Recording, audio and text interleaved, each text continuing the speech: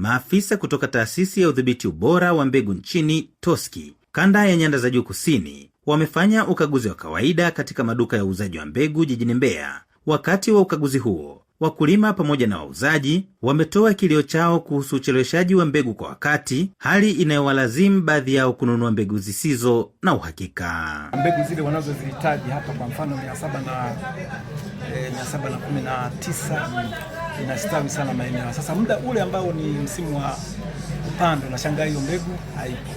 Kama kipindi cha mwaka huu kwa kweli imesumbua, yani bei zikawa zina tofautiana. Mara bei zimepanda, mara bei haziko hivyo. Hiyo ilileta shida kidogo. Sasa kile inaleta shida, unashangaa tumepata mpaka wazalishaji feki. Mbona ambao tumekutana nao msimu huu kwa wakulima ni upatikanaji wa mbegu kama za alizeti na maharage, sababu kwenye mfumo sijapata kukutana nazo kwenye mfumo. Kwa hiyo upatikanaji wako ulikuwa ni changamoto sana msimu huu. Mbegu ya alizeti, maharage na mpunga ndio zimetutia changamoto sana wakati wa uuzwaji. Hii changamoto inakuja kutokea ni pale, kwa mfano unaweza ukauza mbegu ukakuta zimeisha muda, kwa baadaye hii inakuwa ni athari ya mkulima.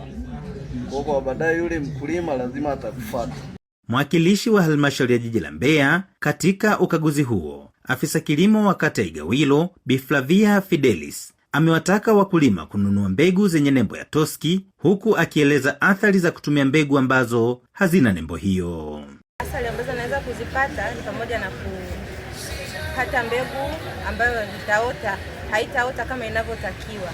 Ina maana mbegu ikishindwa kuota kama inavyotakiwa, moja kwa moja inampelekea mkulima kupata hasara, kwani ile mbegu anakuwa amenunua na anakuwa na malengo ambayo ameyapanga na ameyaweka kwa kipindi fulani cha muda huo. Kwa hivyo mkulima atakapopata mbegu ambayo sio bora na haina lebo, ina maana itamchelewesha kufikia malengo yake.